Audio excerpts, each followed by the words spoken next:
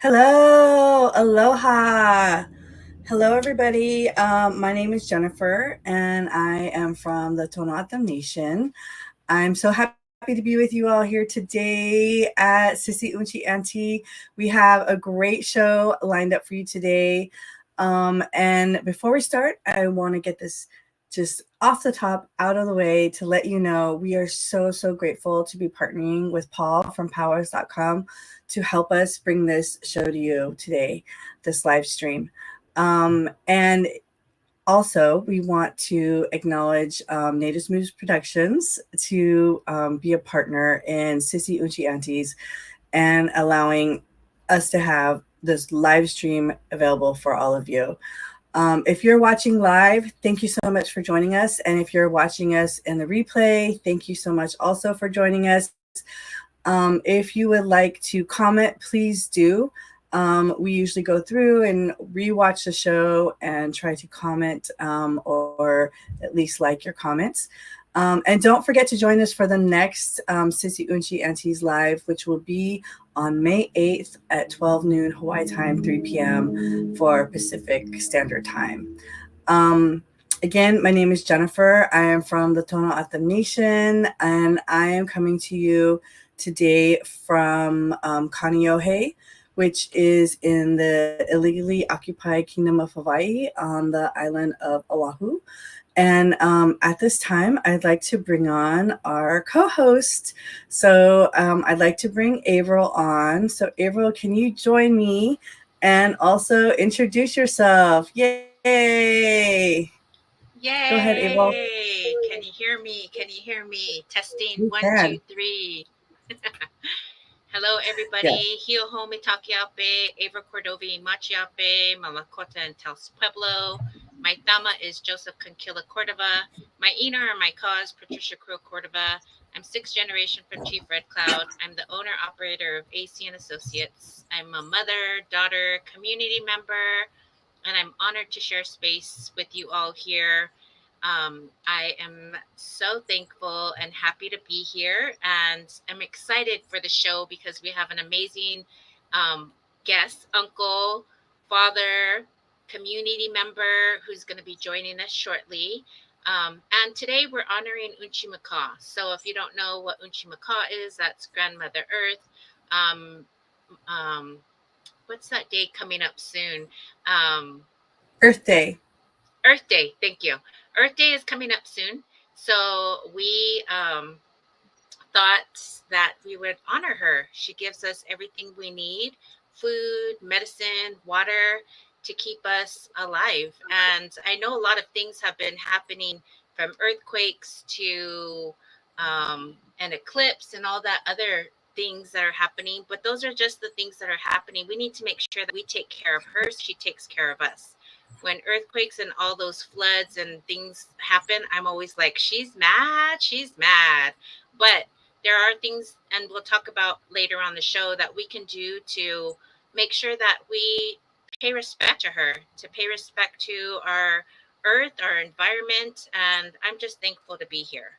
So again, my name is Avril Cordova. I'm Taos Pueblo on my father's side, Oglala Lakota on my mother's side, and I'm streaming in from Tongva territory, which is in the Los Angeles, California area. Thank you for having me. Awesome. Okay, so if you are new here, it's your first time joining us on our live stream, I wanted to let you know that every single time we do a live stream, we always start in a good way. We start off with prayer. It's something that is important to us. I know for myself that whenever I attend a meeting and we don't start off with prayer, I'm like, oh, okay, what's going on here? But it's something that April and I have been very adamant about, that we have to start off in a good way. So at this time, I'm going to let April lead us in prayer, an opening prayer. Thank you, April. You're welcome. So, what I have here is some California white sage that I've harvested myself. And I know local areas, like I told you earlier, there is Mother Earth provides us with everything that we need, from medicine to water to food. And I locally harvested this in Los Angeles area. I always want to let you know that you shouldn't buy sage, or you shouldn't buy from somebody that you don't know, or manufactured medicine, because you don't necessarily know what type of energy they're putting into that harvesting. They might have bad energy. They might have, you know, not good intentions. And when I go out, I usually go with somebody, a friend, a family member. Sometimes I have went by myself, and I always offer the plants something, because we don't just take without giving back. So I usually harvest it, wrap it. While I'm doing that, I sing, I pray, and today we're going to start again, like Jen said, in a good way. So let me go ahead and say a prayer. This is called smudging. When you bring it to you, you smudge. There's no wrong way to smudge over your eyes, over your ears, over your mouth. Your eyes, your ears to hear good things, your mouth to say good things, on your heart to feel good things. A lot of people do it. Navajos start from the bottom with their feet. You know, there's different ways that different tribal nations smudge or pray. And if you don't pray, that's fine. However, I'd like to say some good words for you, for our stream, for our technology. So here we go. Creator, I come to you today with open hearts and open minds, thankful for the many blessings that you provide us on a minute, monthly, second basis, from the ability to walk, talk, be here today, to gather in good spirit, for a good time, some laughs, some information. Um, I'm thankful, Creator, that you have allowed me another day to open my eyes, another day to breathe, another day to pray, another day to be in community. Um, I say, Wopila, Ta'a, Pila Mayaye, Gracias, Atiehet. Thank you, Creator, for um, just another day of the small blessings for me to be able to walk, talk, to all those little things that we might that I might um not that I might take that I might forget some days. Creator, I'm thankful to be here in this space, in this virtual space. I ask that you watch over my family, my friends, my community, those that are watching now in the live or in the replay. May you continue to keep them healthy, wealthy, and safe, Creator. If they're struggling with addiction, homelessness, anything, Creator, I ask that you watch over them, surround them with love, make them feel and know that another day is coming, and that somebody loves them. If they haven't been told today that I love them, Creator, that I'm praying for them, and I'm thankful that they're here with us virtually. Creator, may you watch over this live. May it reach many homes, many reservations, many hearts. And Creator, I just ask you to continue to uplift our communities, Turtle Island. Continue to be there for others as you have been there for me. Ta'a, pilamayaye, gracias, etiehet, jonasle, jonasle, jonasle, jonasle. Amen. Thank you. Thank you very much for allowing me and taking some time to um, be here today, and allowing to hear that prayer, Creator. Um, Ta'a, the end. Thank you. Thank you, Avril. I appreciate that. And I felt that I'm fortunate that I have picked some California white sage in one of my trips there. So while you were praying, I was praying too, especially over our technology. Over here on my side of the island, when it gets windy and stormy, my internet tends to come in and out. So we're putting that shield over us so that we are protected and connected. So I know next we're going to go on to the land acknowledgement, which I'm going to do, and then after that, I have a little thing that I want to share.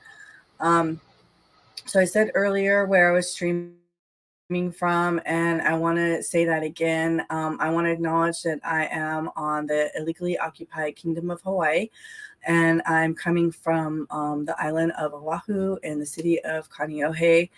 And I, I am a fan of social media. I think that it can do obviously some negative things, but it can also do some very positive things. And for me, I've been able to become educated about many, many indigenous tribes and indigenous people. And I was recently found out over here, we there's an annual festival, the Merry Monarch, and it is a time of joy and celebration where all the different hula dancers they come together, and there's like a competition. For us in Native way, I guess you could think of it as a powwow, like the gathering of nations. Um, and you're judged on a variety of things, just as we are in powwow. Um, but on that, uh, I was able to hear from somebody who gave like a little bit of historical background, and also shared that before Hawaii was considered a state, they had treaties with many other nations. They were a sovereign nation, as you know, just as all of our tribes were sovereign nations. Hawaii was a sovereign nation, and they actually had treaties with other countries that were considered the Hawaiian Kingdom and their own nation. Um, and I think that that's amazing. And it's just something that I wanted to share with everybody. The second thing that I wanted to share really quick was that recently I was very privileged to be able to go on a family vacation to Sydney, Australia. And I took part in the bridge climb, the Sydney Bridge climb, and I went on the Indigenous tour. And it was so interesting to hear some of the stories and some of the similarities between the Indigenous people of Australia and our Indigenous folks here on Turtle Island. And it just warmed my heart to know that like we're all connected. Um, so that's all I wanted to say about that. Avril, if you are able to come back on and join us, I think it's coming pretty close time to bring in our special guest. Am I right? Yes, we're very excited to bring you an amazing individual that I've worked with in the past. He is the uncle or the father that's joining us today. You know, this is our show is called Sissy, Unci, and Aunties, which means Sissy, a little sister, Unci, which means grandmother, and Aunties, those aunties that you have all over the place that can make you laugh, that can be stern with you, that can feed you good food. But we also want to recognize our uncles, our fathers, our dads, those individuals that are doing great work around community. And this individual, I have worked with him in the past and hope to work with him in the future. He, it brings a lot of great culture, a lot of great teachings, a lot of great skills to Indian country all over all over Turtle Island. And if you're interested in contracting with him, please, he's a great person to sing a song or to give a teaching. And we're gonna go ahead and bring him on now. The amazing boo boo boo Brian Frejo. Hi, Brian. Noah, hello. Can you guys hear me? Yes. Awesome. This is so cool. Wow, you're Thank out you. in Yeah. nature. Yeah, you said Earth Day. You Yes. guys said Earth Day, so I'm like, yeah, it's that time of year, springtime, it's new year, it's new season right here. So I'm really blessed, and I'll tell you more about that where I'm at. Uh, Awesome. I love it.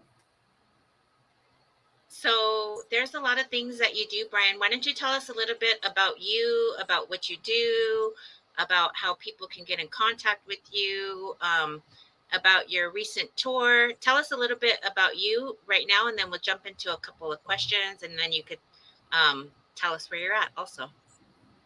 Okay, I asked to introduce myself. Say Noah. Anyway, dude, hey, that is Brian Frejo, Skeety, Chawi, Pawnee Nation of Oklahoma. That's the wolf and the the Warrior Society leaders of the Pawnee Nation, and Nukazogi Seminole. That's the Bear Clan of the Seminole people.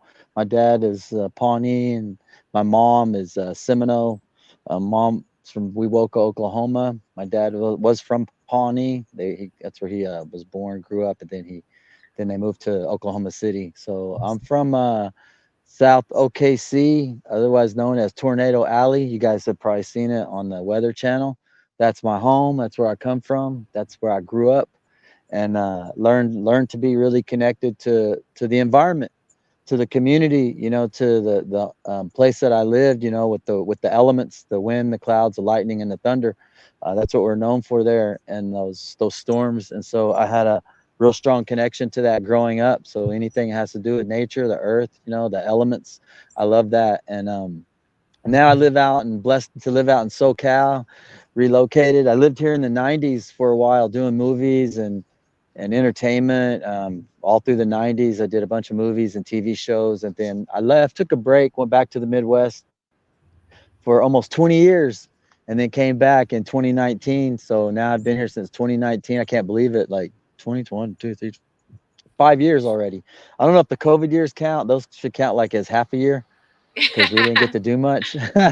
So now that's where I'm at. Now I'm really blessed. I was looking for a really nice place to live, and there's so many people here. It's hard to find a good location and where there's nature around. So they like to develop everywhere, but I was blessed to find a place after looking for like 3 or 4 months. That's where I'm at. Laguna Hills area. Laguna Hills, Lake Forest area is what it's called. You can see all these trees here. I'm pretty sure this is probably some sacred site to one of the tribes that was around here, because there's a lot of, they didn't develop this whole area. There's lots of trees, eucalyptus, pine. I'm not sure what all these trees are right here, but this is close to where I live. So I figured if I could be outside and get a connection, I'd be good to go. So that's where I'm at, up in the hills. Just go down the hill and you see the palm trees and hit the beach. Down the hill to the right, past the big tree, is where you're at, huh? Pretty much. Yep. Yeah. Past um, the taco stand and you're good to go. I wanted to ask you a question in your introduction. You mentioned that you were an actor and that you've done, some film work. What is there anything recent that we can see you on, or that we can look for? Yeah, well, like the entertainment industry is very very competitive. So, you have to be in the place where it happens. I'm in California, so I'm glad to be here.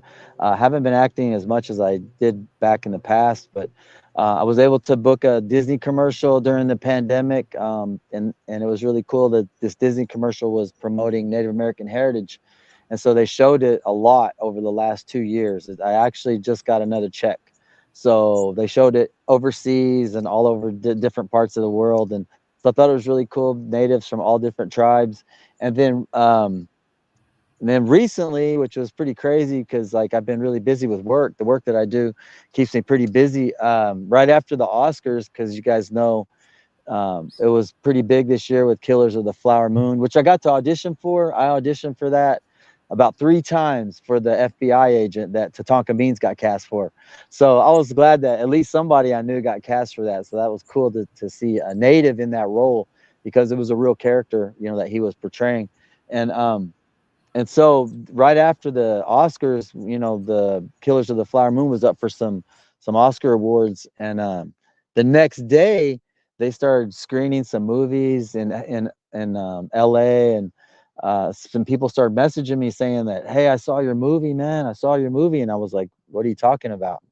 I was like, what movie? And they're like, oh, they told me the name, and I was like, I don't know what that is. Like, are you sure it was me? And they're like, yeah, it's you, man, it's you. And I was like, okay. And so I found out they were saying the wrong name to the movie. They were saying The Heart Remains, and then the movie, that was a documentary, I think, back in the day. But the name of the movie was The Heart Stays, and it was a film that came out the day after the Oscars. It was screened all around Hollywood, LA, because the producer, director, writer was Osage. So I'm sure they pretty much strategically planned to show that film, and then it actually came in theaters nationally on March 26th. And it's an independent film. The director, she did a great job, but I filmed this like over 7 years ago. So when everyone was telling me like, yeah, your movie's out, it's in Hollywood, I was like, whatever. I'm like, I don't know what you're talking about. And we had lost touch with the director. I'd asked her before COVID, before the shutdown, if she was trying to finish it, because I know they, cost a lot of money to finish a film. It was independent, and I know she was still trying, but we never heard anything else. And then I finally got an email after I had got some messages about that film. So I was pretty, I guess, pretty excited, pretty pumped up to hear that it came out. And then producer director from UCLA, Hane Gigama, he does native studies, native film, cinema. He's been there for a long time. He's really known in the education system in California State Universities. And he sent me a message, and he's like, "Man, I really like the film." And he's pretty hardcore critical of native films, because he was a part of producing a lot of films in the 90s. And he said he really liked it, and everyone did a great job. And I thought that was so awesome. Made me feel good that he liked it, and he liked what everyone did in the film, and that it was native produced and directed. So yeah, I was pretty excited. I'm still kind of like, don't know what to think, because I didn't know about it and I haven't seen it. Like I haven't even seen it. So I think it's might be coming out on Apple TV or Prime. I'm not sure. I don't even have that information yet. But yeah, that's just something recent that happened. And then I was watching yesterday on my Max, streaming, that The New World was on there too. It's one of the top 10 films on Max. And so I've only seen that film like, I think, maybe twice in my life, and I was in it. And so I was watching it yesterday, and I was like, oh my God, my brother's in it, my sister's in it, like a couple other my friends are in it. And I was watching it yesterday, like, oh my gosh, this movie's really good. They did a really great job. The story's they changed the story a little bit from the true story, but that happens. Well, thank you for sharing with us all the great things. And everybody go check out Brian on those platforms. And also, if you want to check him out, visit his website. I'm sure you're open to, different things. I know you had mentioned to me that you were on the road doing a tour, right? Yes, that's my big project for this year. I had a vision and a dream about doing a music tour and doing something different, that brought the community together, that addressed things happening in our communities, that we're seeing. There's still a lot happening this post COVID. There's a lot of loss. There's a lot of drug and alcohol addictions impacting our communities. Like, we're losing a lot of people. There's grief. And then there's also our culture and our traditional ways, our songs and dances. All of that kind of together was what I saw in my mind. And I was like, I'm going to do these shows. I'm going to bring these shows to the community, and I'm going to bring that culture. I'm going to bring a message. I'm going to bring dancers. I'm going to bring that traditional, culturally rooted, ways of life that we have and music. I'm going to DJ. I'm going to DJ and perform and bring other performers, in each different area to come and perform. So I kind of had the dream vision, started kind of putting it together. And then I did one show in Native American month. And kind of tested out, and everybody really liked it. And then I brought the drum, I brought jingle dress dancers, um, had music. And then I did it again in January in Orange County. And I was like, I'm gonna get more details to this show, kind of really put it together how I want it to look. And then I did that. And so, man, it really, the response was amazing. Everyone loved it. And I wanted to see people dancing too, because like a lot of times people just stand around. And I was like, man, people want to dance. I've been going to powwows. The powwows are packed. They're dancing. And I know they want to get out. People aren't going out like they used to, we know that. So I was like, I'm going to create that space right here in these different, venues. And the last one I did, I had people dancing. They brought their families, their kids. They were dancing. You were there. You got to see it, and people had a good time. And bringing that message there too of our healthy communities, our communities getting through this together and supporting each other. And I had people come up and tell me, they had a really good, they were calling it a powwow. I was like, well, it's not really a powwow, but if you want a powwow dance party, I guess. I was like, that's cool. but it's called, and I was trying to think of a name, and the name just kind of came to me when I get in that creative mode.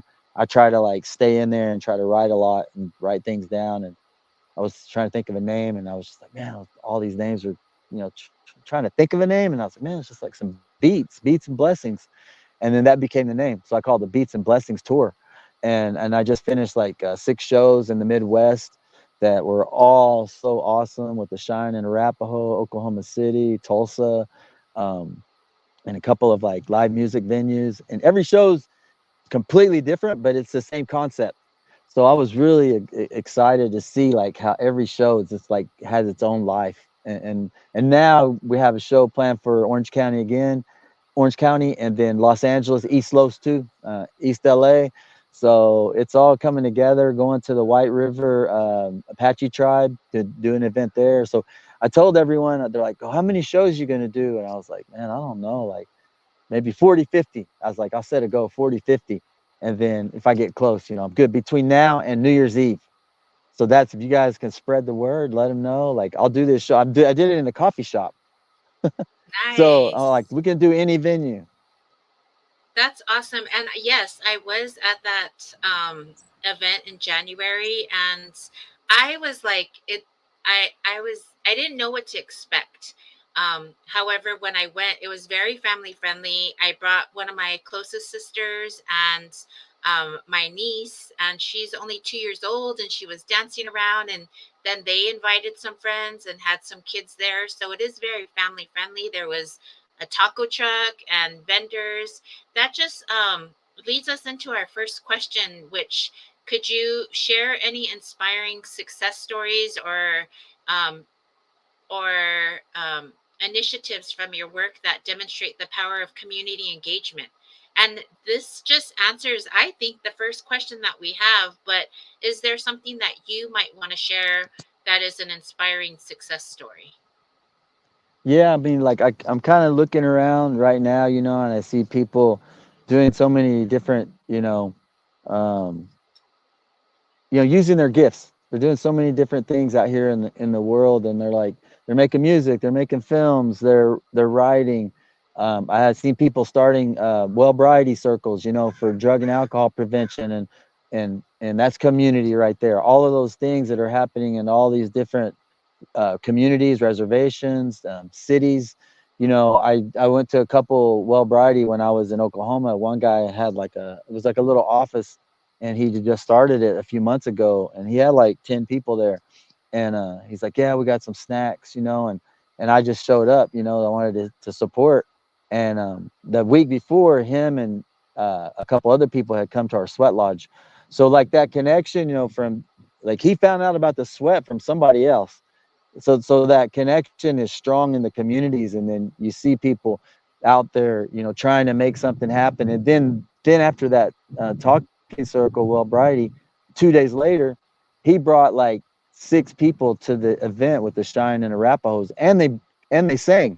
They brought some singers that sang at the drum. So I was like, man, like this is so much bigger than kind of what I originally thought, what I wanted to do, my vision for this. And so like those success stories, I have put on a artist from Oklahoma. She's Comanche, Numina, and she moved to Austin, Texas to do music. She's been performing. She connected with another performer, another young guy who's Ponca and Pawnee from Oklahoma, who made it on The Voice. He was one of the finalists on The Voice. And so they're kind of collaborating on music and trying to get some, make some things happen. So I feel like all of those pieces are connecting in some way. We're helping each other, supporting each other along the way. And but really to see like healthy groups be started, healthy circles, talking circles, well-briety, events like the one that I did. And then other people telling me like, hey, we're going to do this event, like, can you come out? Are you available? And I'm like, yeah, just let me know the dates, if I can help out, if I can support, that's what I want to do. So, and I just did an event last weekend. It was for grief and remembrance of community that had passed on, that hasn't happened since before COVID. And so I was there to be a part of that event, and it was really powerful. And to see all these people come out and share their stories, of their family members, and finally being recognized, acknowledged in the community, and then having support to share their stories. And people were shedding tears, crying. There was food, we had food, everyone got fed. And then we had a fire ceremony, we had a cedar blessing, and I just felt really good to be a part of that, to see that. That was in Milwaukee. And so that's what they're doing right there in their community for their people. And there's more that's happening probably that I don't even know about, but from my own personal experience, that was through a program, mental health, behavioral health program that put that together. And I was just one of the people that helped to facilitate and to share and do the cedar blessing and share some songs. And I used to work there probably about 5 or 6 before in 2016 to 8 to 19. And to see some of the kids that were singing at the drum were in my drum class, and they were leading the songs. And to me, that right there, like, that just kind of just gave me chills. It felt real good in my heart. I felt real blessed to see them, just they're taking the lead, and they were just sitting there at the drum singing those songs. And I was like, man, I told them I was really proud of them, and keep singing and stay around that drum. So that's just right there a few success stories that I think of off the top of my head.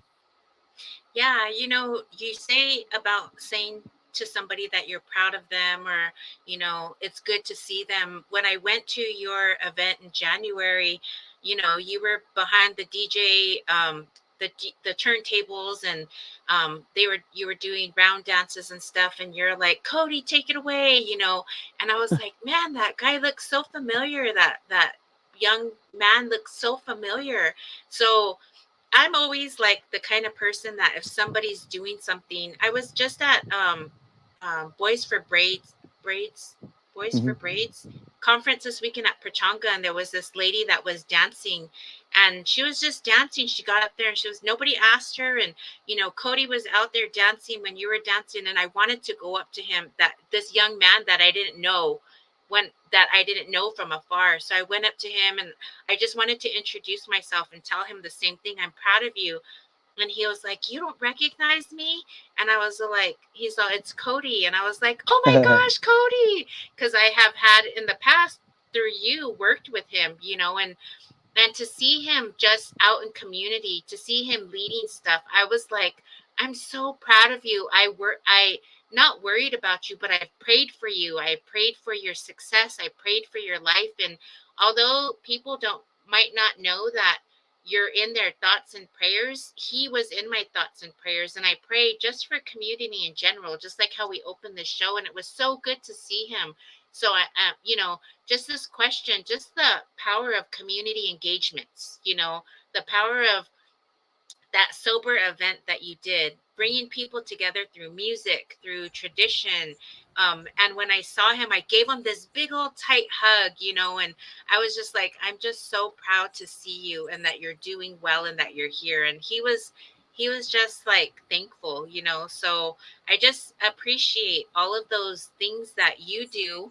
And we me as well, I have like this little dream or this little thought of doing something, and then with the support and help of my community, of my friends, of my sister, of Jen, of you, these things can come alive, and they bring out just the best of people. And although people might be going through things or struggling through things, it's always the power of community that is helps inspire success or things like that. So I just want to say to you, thank you, and continue to do this great work, and I'm here to support you.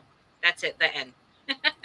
Yeah, that support, is so critical, in the community, because sometimes they're like, oh, there's no support, but when you start doing those events and you see other people joining in and like, hey, we're doing this over here, Sacred Path, UAII, CNVP, all these different organizations, you guys, ACN Associates, and the work that you're doing over the last couple of years, the events that we've done, it's all connected, and kind of feel like it keeps getting stronger and bigger. Now, like, people are coming all the way down from LA for events down here in Orange County. And I was like, that's cool, man. You guys, thanks for coming, And then now finally we get to go to LA, East Los, and do some events over there. And there's another event a guy's putting on that I'm going to DJ and perform at, and I think it's in June. But yeah, those connections are just like happening, you know, as we keep moving around, we keep moving in these different spaces, we start connecting, building a bigger circle, extended family, you know. And I feel like now, like I've traveled around so much different communities through working with youth programs and drug and alcohol prevention, suicide prevention, you know, gangs, culture, identity, teamwork, team building, all that stuff. Like it's just kind of taking me on a journey, and it all kind of stopped there for a little while with COVID. You know, it was kind of, everything just kind of stopped, and was trying to like get through that, navigate through that time. And then I just kind of kind of started getting those thoughts and visions. And because the program I used to do, or that I was doing before, is called the Power of Vision, and then I Mm. turned it into the Power of Vision and Action. And so that's what I've been doing now. It's the same mentality, it's the same mindset, it's the same, like my process. When people ask me, you know, well, how did you do this, or how did you do that, you know, and I go to this, well, this is how I do it. It's my kind of my formula, but it first comes from a dream or like that vision, and then along right after that is a prayer. So that prayer is what kind of sets it in motion, and then and maybe it takes me a week to make it happen, or 6 months, or a year. But once that it gets set in motion, you know, through that prayer and then that belief system, because right now I really talk about belief systems in mental health and substance use, addiction, recovery, suicide prevention, awareness. It's a belief systems. You know, what's our belief system? And maybe you didn't grow up with one. Maybe you never learned one. Maybe you didn't have a strong one. A lot of different reasons, you know. But you find it now. You find it now in your life. You know, what do you believe in? What do you really believe in? And believe in yourself. You know, believe in your gifts, your talents. So start to build that strong belief system, and you can go out there and like do anything. Cody's got a full-time job. You know, he's working with Yeah. helping people get housing. You know, and I'm like, dang, dude. I was like, I told you you're gonna get a job. I told you something was gonna happen. And he just kept on, you know, Yeah. punching away. And you know, now that's what him and actually a few of them that are they're all doing that, can barely get a hold of them now because they're all working full time. And so it's pretty cool to see, you know, like those are inspiring to me. Yeah, definitely. And I know Jen has our next question for you, and it goes right into it. You talked about tradition, and if you're not aware, but go ahead, Jen. Thank you. First, I just want to say, Brian, it's so great to see you. I haven't seen you in like a year, I think, or even longer, when we got together for that event in Los Angeles that you were there. Hmm. And you talking, Brian and I have worked in the youth space. I've taken a step back. I'm more now in the filmmaking space, but hearing you talk brought up all these memories of like unity and like just different times of being able to um watch young people grow and develop. And it's like it's such a rewarding feeling. It's just I was right there with you on your story. So, but my question is going in a different direction, more focused on Earth Day. Can you share with us some traditional teachings or some wisdom specifically from your tribes regarding a relationship with Mother Earth? Yeah, you know, like a lot of our tribes have so many different stories and beliefs, you know, the creation stories. Like that's why I wanted to be outside, because I've been really like fixing my patio too, because it's just recently started getting warmer. It's kind of too cold to sit out there some nights. So I've been fixing it up, table, plants, like my chairs and everything. And then I was like, I got to get outside. So I've been outside a lot this week. And with that, first started with that eclipse, you know, and that everyone was going to be outside. They wanted to see this. And you know, our tribe believes that there was in our creation story of the first male that was created was from the sun and the moon. And so they crossed paths, you know, they crossed paths like this week. And then to see that, how powerful it is and how everybody felt, you know. And like I took a group, I was outside, and we went outside, and man, like the temperature dropped like literally like about 10 degrees. Like the temperature just dropped, and then the wind started blowing, and it felt good to me. Like I liked it. It wasn't that cold, but some people are like, it's cold, man, it's gonna get cold out here. And I was like, it'll be all right, you know, it's not gonna last that long. And just sat out there and just watched it, you know, and then put prayers up, put good thoughts up, you know. What are we doing right now? What's our goals? What's our purpose? You know, and because this only happens, you know, I think every 20 years or something like that. But for us, that's part of that creation story where something was created at that time.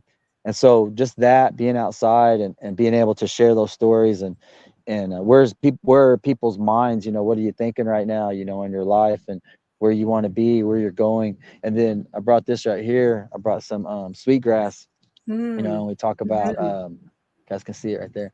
Yeah. This is I grew some sweetgrass the last couple years, started a little sweetgrass garden. And, I grew some tobacco, I grew some sweetgrass, grew some sage. And then when I moved, I had to take out all my sweetgrass and now I got to start over again. But just, to have it, and to smell it, and that it's, that's a connection to the earth. We call her earth, Atida Hudadu, the mother earth, and that connection to this earth. Our ancestors would walk these lands. They were all around. They say our people were very nomadic, so we have a connection. So I always feel like I can make my home, anywhere I go. Like I have now in California, like I made my home out here. I like how it feels to be here. I've always loved the ocean. I lived here in the 90s. That was one of my dreams, to live by the ocean. And so that's what I did in the 90s. And I was doing movies. That was like a couple of my dreams and goals were being fulfilled at that time. And it made me believe in it, believe in myself. And so now to come back out here and be living here again, out here in this beautiful part of the West Coast and the nature, some of the best part of the coast is where we're at, all the way up this whole coastline. It's some of the most, you know, like expensive places to live because they know the value. And these were all traditional native lands, before. And so we recognize that, the land acknowledgements, and just to be out here by these ruckus, these trees, all these trees, it's real peaceful. The birds are out. And so like those teachings, that of that sweetgrass, that was part of our culture. Like that sweetgrass was always part of our ceremonies, of our medicine bundles, because it represented the earth, it represented prayer, people's belief in the prayer, and they were braided together. They were together in that prayer. So that's why that sweetgrass braid, was always like that. That's what it represented. And then when you burn it, they say we burn it, let that smoke go up. That creator is going to know somebody's praying, somebody's using this medicine. He's going to look down here. It's called Atias Titawaha, the supreme ruler of all creations, the creator. Is going to look down and see who's using that medicine, who's praying. It's going to look down and know, we're putting prayers up, putting thoughts up for ourselves, for our family, for our community, for our life. We know a lot of our, people are struggling too right now. So all these teachings that go along with the wellness of the community, our mental health, our community health. And that was part of what I wanted to do with this tour. It all relates. It's all connected, because my quote, I guess, was healing the mind, the body, the spirit, and community through movement, music, songs, dance. That's kind of what was in my mind. So that's a part of it, because I love music, dancing, and now I'm power dancing like the last going on 3 years now, almost every weekend, hitting like 40 powwows plus a year. And it's brought healing to me. It made me feel good. It kind of lifted my spirits up, like, okay, I'm around community, I'm dancing, like I feel good. Now my brother, my nephew, my daughter, they're all going to start dancing. They're right now, like the next couple months. So it's pretty exciting that how it's all connected, to this earth, to these traditional teachings. If we got to reconnect to those teachings, research your tribe, talk to those elders, your relatives, your grandparents, grandmas, grandpas, whoever has the knowledge, go ask them, visit with them, take them some tobacco, and sit down, talk with them. They'll share those stories. For sure, for sure. And I'm really happy to hear that you're dancing again. Like I know that it brings healing. I know that it's if anything, it brings community because you're out there, you're surrounded by your family, your friends, and to hear that your family is joining you, I think that that's great. Um, Thank you. Thank you for sharing with us about sweetgrass. Avril has the next question, so I'll turn it over to Avril. She'll ask you the next one. Okay. Mm-hmm.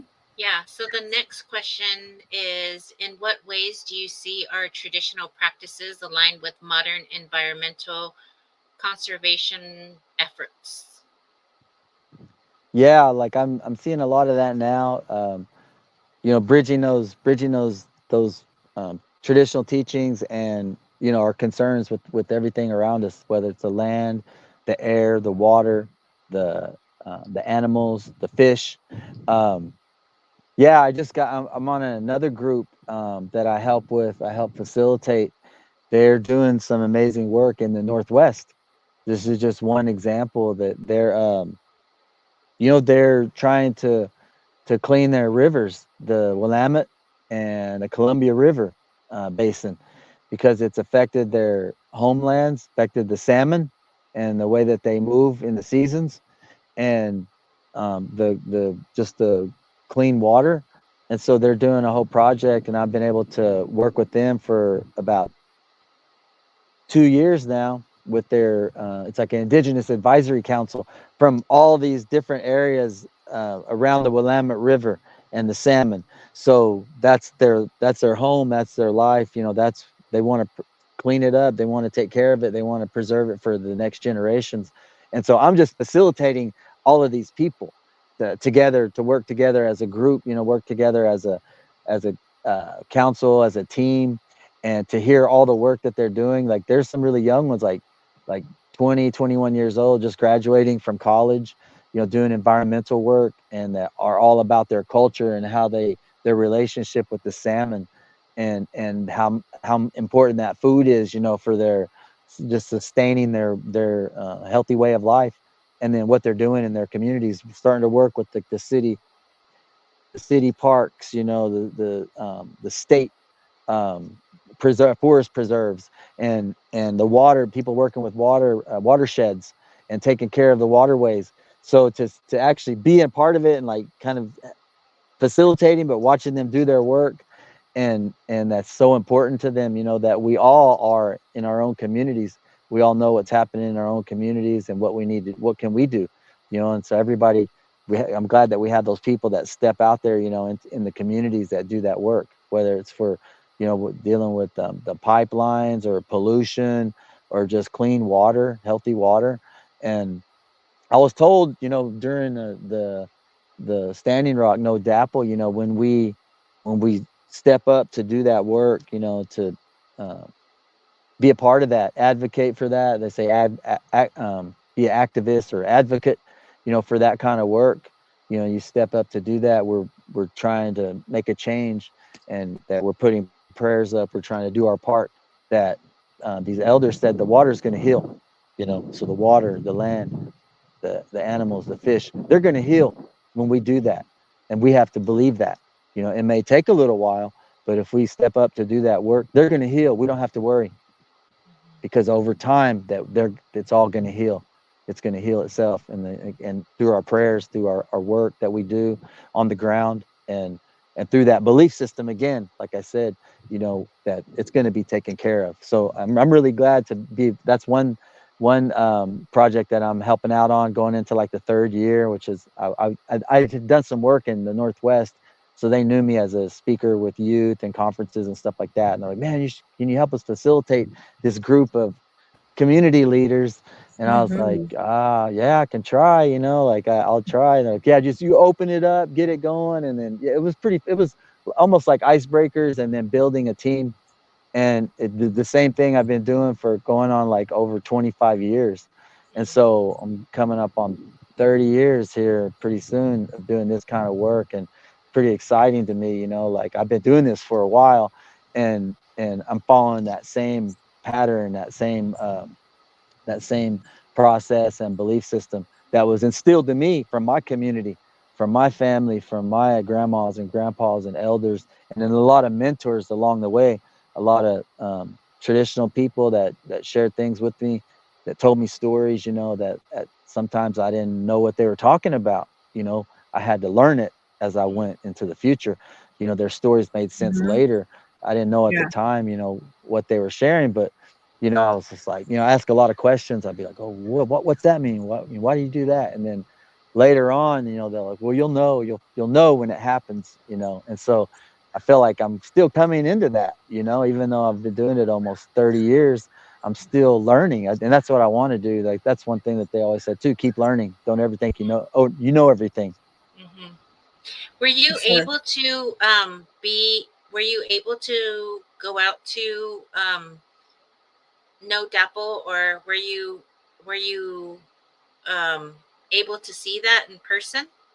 Yeah, well, I've been working with Standing Rock for like about 12 years before that with their substance use and their suicide prevention because they had a big suicide um, crisis up there for a while.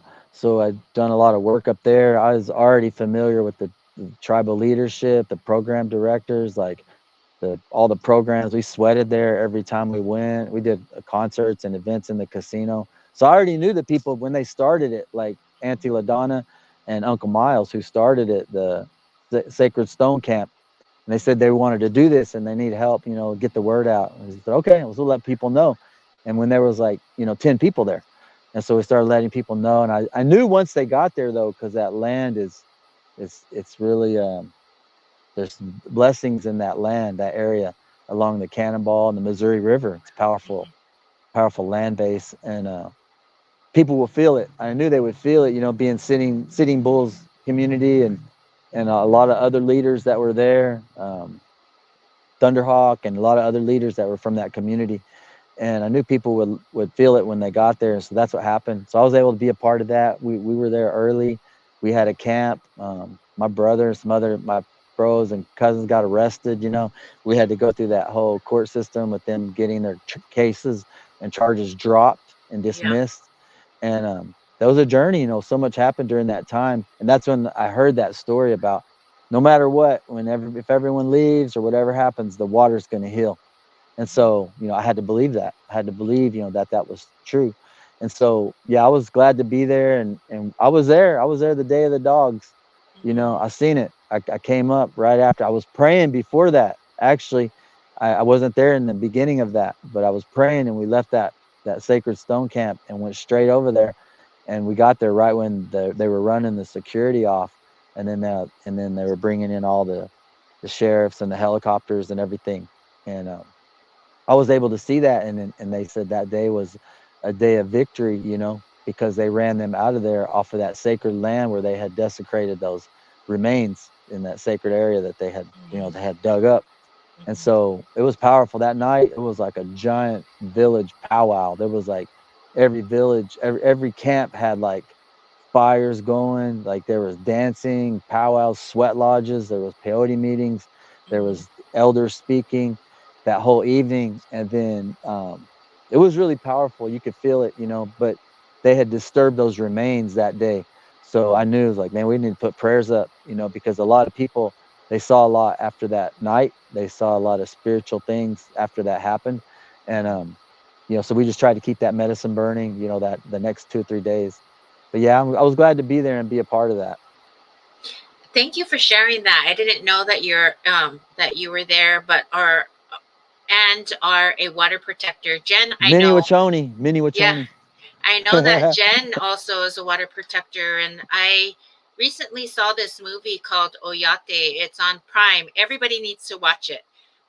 It's a great movie. It's a great documentary, and I'm so thankful for all the many nations that could have went to one place, and that just talks about what we're talking about today, of taking care of Mother Earth, taking care of those waters. We don't want oil to leak in those waters. Those are things that take care of us. So how are we going to protect them as, individuals, as tribes, and our nations came together just for that? And I can hope, I not I can hope, but I hope that individuals that might be watching this today will go outside and take care of Mother Earth today. Maybe pick up some trash, maybe organize a beach, cleanup, or wherever you are in Turtle Island. Do something, because she takes care of us. Mother Earth takes care of us, and it's not gonna heal right away. Just like it takes time to heal in general.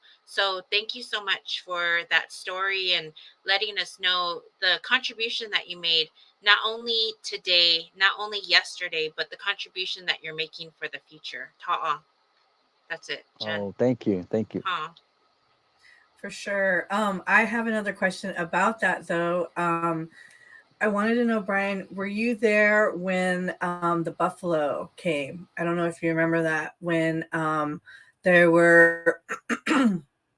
I only saw it on social media. I wasn't there at that particular time. I was there, I think, in September um, of 2016. But there was a day when the all the people were behind the fence, sort of like the blocking area, and there were I think like security or something on the other side, and then all of a sudden like these buffalo came running, and the observers, all of the native people, all of the supporters, we were like just going wild and crazy, and so like Mhm. you heard our prayer, and it was just like an amazing moment. And I'm just wondering if you remember that or if you were there when that happened.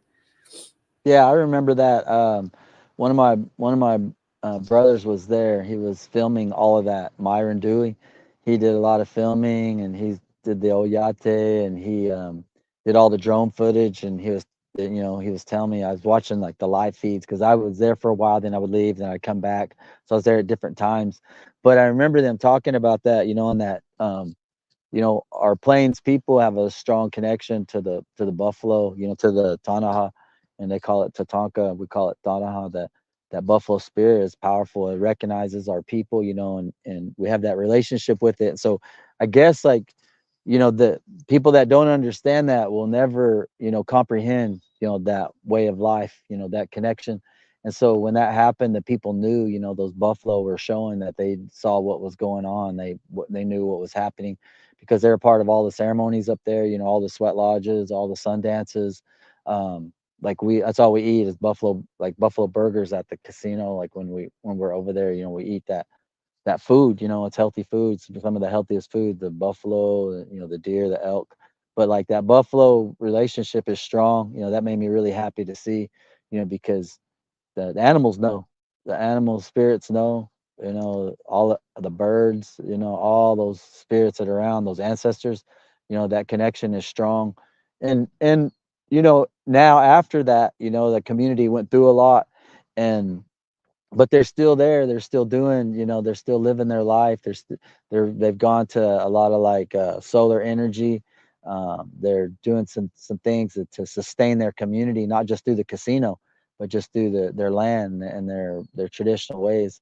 So that's really good to see. I'm really glad that some people may never go back there, but I'll probably always go back and be around that community and the people that I know there. They always treated me like family, so me and my family, they always treated us really good there. So, that's how we think of it, like the way we're Mm-hmm. welcome there, they're welcome back in Oklahoma or out here if they come here. It's the Mm-hmm. same. We keep that relationship, that bond strong. Yeah, for sure. So I have another question for you. Will be it's along the same lines, but as a motivational speaker, as a person who is a community advocate and works with youth, how do you encourage the youth and communities to connect and protect the environment? If you have um, any specific tips, but what are things that we can do, or what are some things that you have shared with people, simple steps that they can do to help protect and connect with the earth? Yeah, I always, think, wherever you live, find a way to connect with that land around you. Get outside, get off the couch, watching TV or your phone 24/7. Sometimes you just got to get out, go in the hills, go hiking, get outside. If you have a space, to grow any plants, that was really helped me a lot during the pandemic. I've done it before, but during the pandemic, it really helped me. It's like, I want to grow my own medicine. I'm going to grow this. I'm going to try to grow this sweetgrass. I'm going to try to grow this tobacco. I'm going to grow this sage. The sweetgrass and the tobacco, I mean, the sweetgrass and the sage grew pretty well, but I had to go out there with it and sit outside and talk to those plants and like water them, take care of them. That tobacco, it didn't grow the first year. it didn't grow. I grew it before in Milwaukee, and it grew really well there. Like that land is good land. Plus, I did it different at that time. But when I tried to grow it in California, I just thought I'm just gonna throw these seeds out here and just grow this, tobacco, and it just didn't grow. That first year, I was like, well, maybe, and I was like, well, maybe I didn't do it right. Maybe I need to spend more time Mm, with it, talk to it, because that's like an old medicine. The tobacco, when you grow it yourself and use it that way, they call it Indian tobacco because you grew it yourself. mm, You got the seeds, you took the time, and so it took me like 2 years to grow that. And when I very first it wasn't growing, I was like, dang, maybe I'm not praying hard enough. Maybe maybe he doesn't want me to have this tobacco. Maybe I haven't earned it or something. I was trying to figure out, and then I just kept on. It's like, come on, man, I just really, want to grow this tobacco. I want to take care of it. I want to use it, to help people.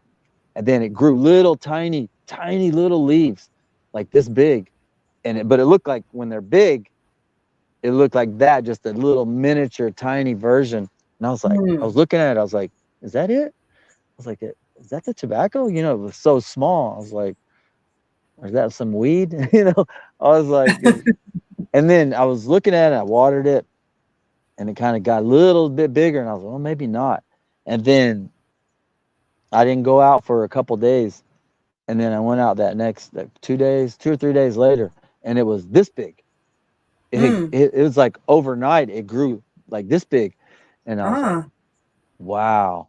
Like that's when I knew, that tobacco, it knows that has a relationship with it, because we use it for prayers. We use it when people are really struggling, in their life, they're trying to heal, so that I would encourage the young people to, explore that, and out in Mm, nature, go out, walk in the woods, go to the water. If you live by the lake, the river, you go out there and sing some songs, pray, sit down, build a fire, talk by the water, those areas, go to the beach, jump in the water. I tell people, jump in the water, you'll feel a connection real quick, because that water could be really cold, or it just feels good, or and then you connect with that water, you jump in it like that, it kind of shocks your spirit and your body, and then you're right there. It kind of puts you in the present right then. mm, So that's one good mm. thing that I like to share with people, because I did that a few times during this whole pandemic, and every once in a while I just go run on the beach, and then I'll just jump in real quick, come out, and like, oh man, I feel like I'm literally like starting again, like I just got refreshed, kind of like when you go to the sweat lodge, similar, because that's a water Mm, ceremony. And mm, I even have a song that we got when we were at Standing Rock, um, when we were there, protecting the water. We got a song, we got a melody one morning, because we were all sitting around the Cannonball River. We were eating breakfast, and we stand around the river talking, and it was really nice that day. The weather was really nice, like probably like August, and then this eagle flew over on the other side of mm. the river, flew over this camp. We're like, look, the eagle's flying over that camp, and they were. So it's like, maybe he's hungry, he's checking that camp out. And then after he flew over that camp, he flew right over towards us. And then he just flew right over us, right over our heads like this, not even that high. And we were just like, oh my gosh, man, guys, pray up, put some tobacco out. So we got tobacco Mhm. and started praying. And then we got like, we need a song. Everybody sing a song. So there's about 4 or 5 of us. So everybody sang a song for that eagle. And then after that, we was like, man, we need a song. We need to make a song. So we got a song that day. I'll share it with you guys. We got a Excellent. song Thank right you. there.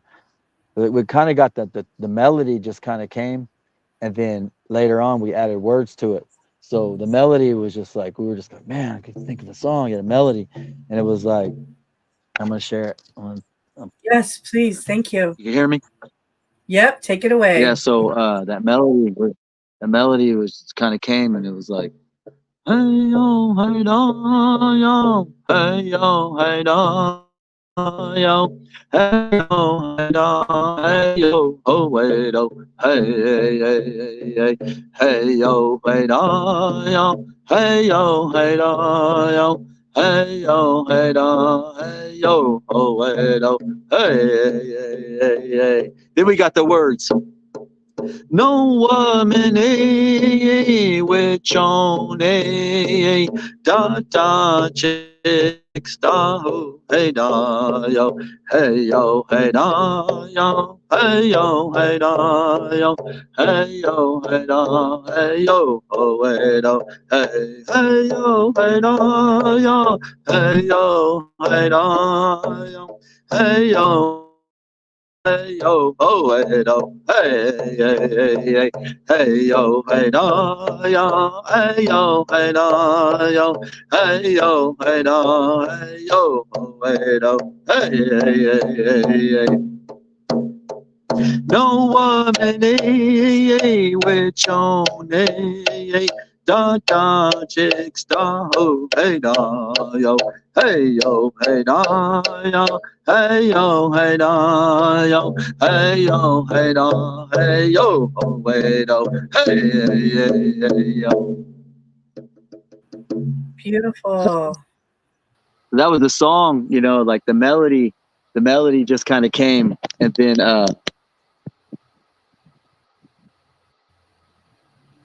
then we said, Uh-oh. well, Oh, we need to get words to that, you know. Oh, can you hear me? Yeah, we can hear yeah. you. Okay.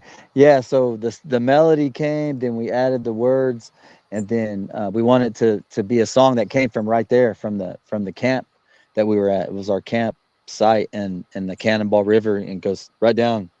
It goes right down a little ways, maybe like I don't know, a quarter of a mile, and then it connects to the Missouri. But the words are Noah Miniwachoni. Noah, it's good to see you. Good to see this water of life. I'm really happy to see this water of life. Um, Mm, that Tata Chixta, who um, I have love for this water of life. That's what it's saying. I'm telling you, I have love for this water of life. I'm gonna take care of it. I love it. That's what that song is saying. So that's what mm, where the words came from. So we've been sharing that song ever since like 20, what was that, 16, mhm. 2016. So that song has been shared all over different communities. Share it with people, tell them they can sing it for sweat, they can sing it at the water, can sing it, for a prayer ceremony, whatever. But that's was inspired, and was me, my brother, my sister, my bro Myron Dewey, and one other guy was there. I can't remember who it was. I'll have to ask my brother. But we were all right there, and when that happened. So like I have a lot of love for my brother Myron, that passed away. That's not over. That's not over what happened to him too. We want to see justice. We want to see that taken care of. What happened to him, like all of our native relatives. Mhm. For You know, sure. one For of sure. thank you so much for that song and that praying song. And one of the things that you mentioned when there was eagles flying over, and I'm only asking for people that might not know who are watching, why is it that you put down medicine, or why is it that you put down tobacco? Because there were eagles. What is that teaching? Yeah, all the animals have. There's different teachings with all the different animals. In our cultures.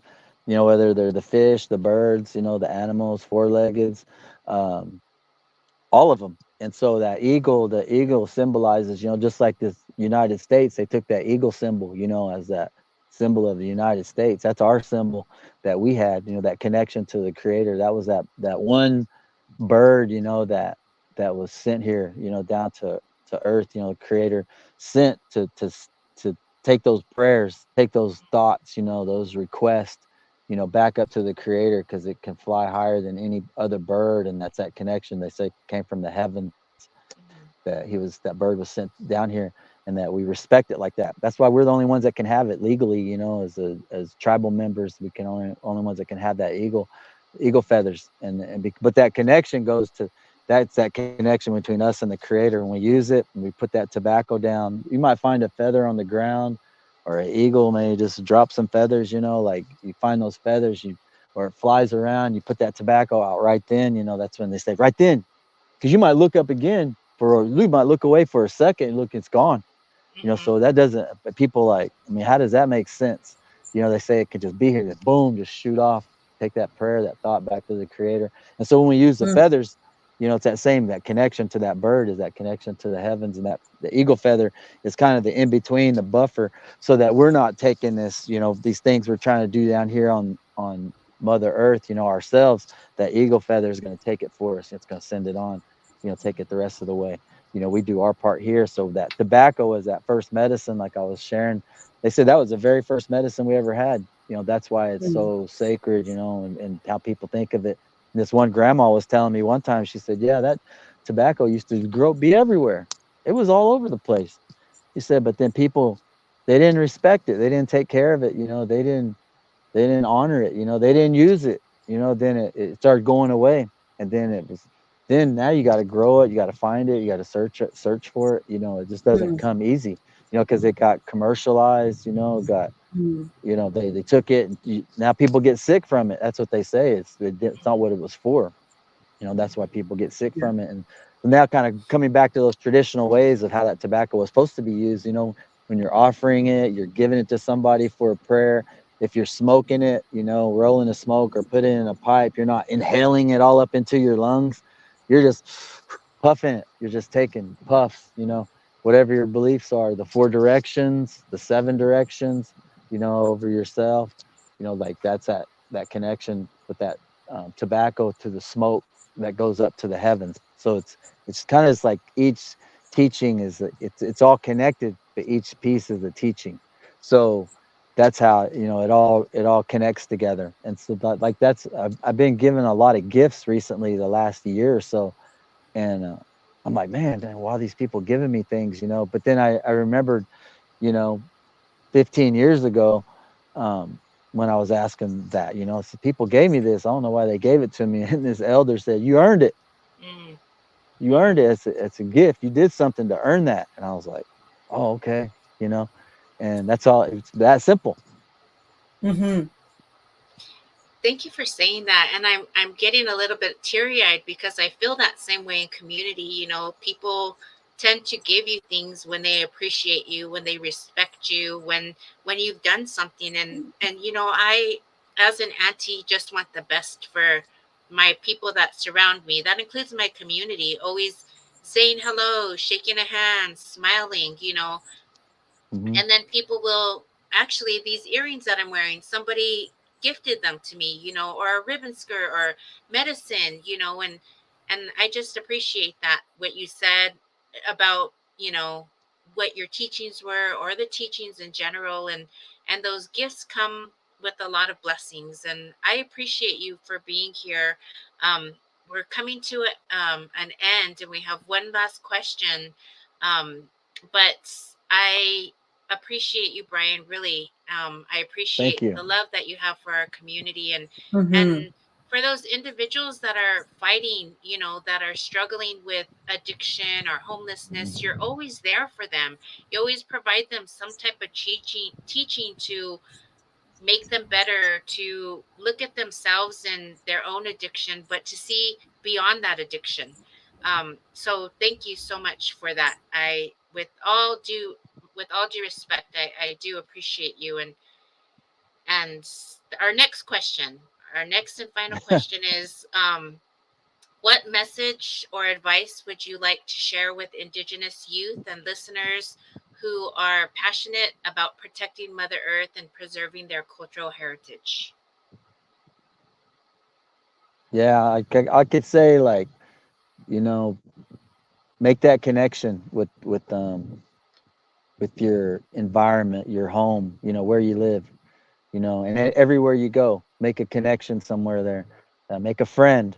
One thing my dad used to always say, is, make a friend, son. Did you make a friend? Did you meet somebody? And I wasn't real outgoing, for a long time. I didn't really know how to make friends, or like, I wasn't really trying to make friends. I just kind of just go do what I did and just leave.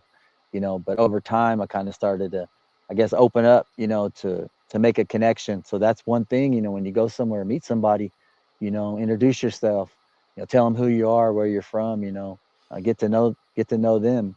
You might make a lifelong friend. That's one thing that I learned. I made some lifelong friends, along the way on that journey, because I say, well, we might run into them again way over here, meet them over here, and we run into them over here.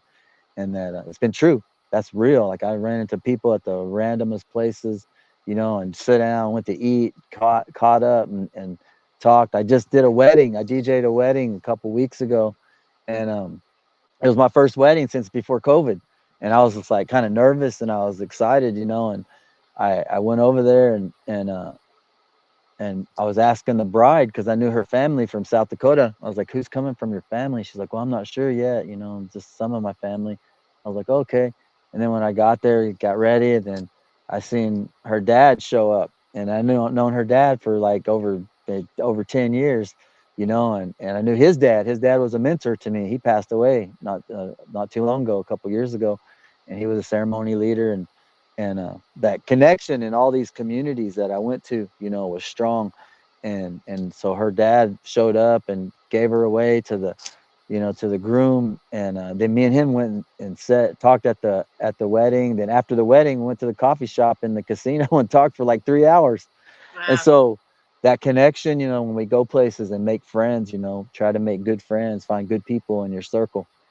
Trust your gut instincts, trust your gut. If you feel good about somebody, trust that. If you don't, that's all right too. We're not always going to feel good about everything and everybody, but make that Mhm. connection out here into your community, your land, get familiar with it. Like I said, I grew up in Oklahoma, that wind, cloud, lightnings, and thunder. That was how I grew up. I mean, I can see a storm coming. I can smell the rain before it gets here. I have Mhm. that connection. I really like that. I'm glad that I grew up that way. Some people get scared of tornadoes, but I mean, I've seen so many tornadoes. We put tobacco out. We put a hatchet in the yard. And that tornado went right around the house, went right around my dad's house. It hit the cottonwood in his front yard, but it didn't hit the house. So all those beliefs are really powerful. It's real. It's a real thing, like all these elders talked about, when I was growing up. It's like a real thing, and that's how I live right now. That's how I live my life. Like, I believe that way is my belief system. And when people ask, how did you get in a movie, how did you do this tour, it goes back to that vision, dream, prayer, and then the work to do it. Mhm. I love it. Beats and Thank you. blessings. Beats and blessings. Yes. So thank you so much for being here. It's been an amazing pleasure. Our next event is going to be on May 8th, 12 p.m. Hawaii time, 3 p.m. Pacific time. But with us coming to an end, is there any final words that you have? Would you like to sing us out? Is there anything that um, you would like to tell Turtle Island that's watching? Man, I just want to say a ho, Noah Itty, thank you. Dude, I chicks the who. I feel good right here in my heart, my chest, my throat, where I breathe, where I sing, where I express myself. Here's my native bling right here. You guys know I'm always representing Culture Shock Camp. Brian Frejo, it's BF. My friend from Albuquerque. Oh God, what is her last name? Warrior, something Warrior. But yeah, just that, be yourself, be who you are, be who you want to be, that identity of who you are, your family, your clan, your people, where you come from. If you're one tribe or five tribes, learn as much as you can. It'll take you anywhere on this mother earth, and you'll know who you are. You don't have to try to be somebody else. You don't have to try to fit in with nobody. Just be yourself, and then the real people will see that. The real people will appreciate that. They'll respect Mhm. that. So that's one thing Mhm. that I want to share. It's good to see you guys, Jennifer. I still want to come to Hawaii. April, we Come got on events over. coming up. Yeah, I Yeah. want to plan a trip. I'm going to do it this year. I'm going to take a break. I'm going to take a couple breaks this year, so I'm going to just plan it out. And then April, we got some events coming up. LA, East Yes. Los, and so I guess I'm trying to think of a song, another song I want to sing um, for you guys. Here's a song because it's that time of year in the springtime. We're coming on all the gatherings, powwows, sweat lodge. We just had good sweat lodge the last couple weeks. I got to sweat on the night of the eclipse. That night we went to sweat down south by Mhm. Rincon, and then I got to sweat when I was at home with the family and the community. And so those gatherings are coming. Get out there and you know connect with the community. Show up, support. Get there. Maybe you'll connect. You'll learn something. Here's a story of some songs. But here's a song from those gatherings that we have called the hand game. The hand game is that it's a social. It's social, but it was a ceremony that it was a prayer ceremony for us to continue to live, to continue to stay connected to who we were, our ways, our identity. that were going away at the time. They started it. It was a ceremony. It eventually got turned into a hand game, a social event, because they tried to outlaw it and ban it. It was illegal to do it. So now we have a hand game that's how we gather, and we connect with each other as a community. So that's one of the songs from that that it's got that spirit. It's an upbeat spirit, a spirit of a community. Lift our people up. Feel good. Feel good. Enjoy yourself. And bring our young people with our families, with our elders together. No one anyway got gay. I no one anyway got gay. Chicks are pedo, do the hey oh hey. Chicks are pedo, do the hey oh hey. Oh hey oh hey. Oh hey oh hey. I no one anyway got gay. I no one anyway got gay. Chicks are pedo, do the hey oh hey. Chicks are made of do the hey oh hey. Oh hey oh hey. Oh hey oh hey. I know one anyway cocky. I know one anyway cocky. Chicks are made of do the hey oh hey. Chicks are made of do the hey oh hey. Oh hey oh hey. Oh hey oh hey. That Pawnee style hand game right there. That's how we do it. You come to Pawnee, you're always welcome. We're going to have hand game 4th of July that weekend. You want to come out, any Pawnees, or you want to meet some, come out and play the hand game. We're going to they're having an actual hand game against the 4 different bands of the tribe. And so everyone picks their team and then they battle it out.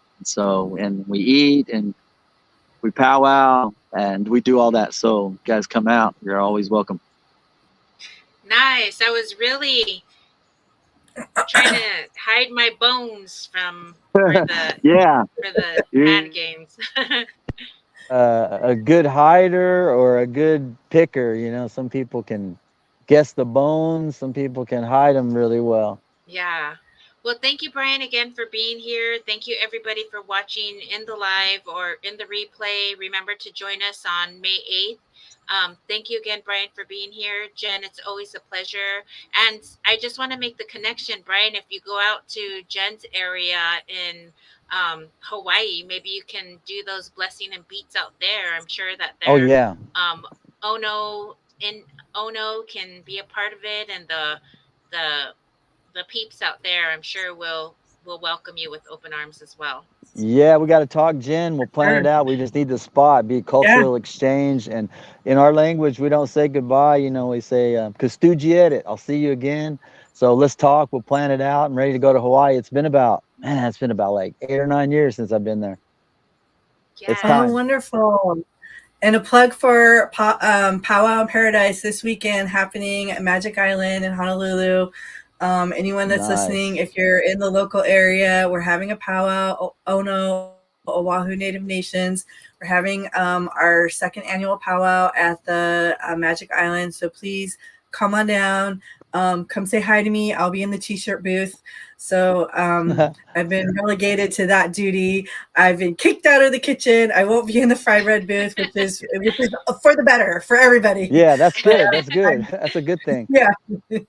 Yeah, I got a plug too. I haven't really told anybody this, but about a month or so ago, I got contacted by the UCR, University of California, Riverside, and their powwow is Memorial Day weekend, the end of May, and they asked me to be head man. So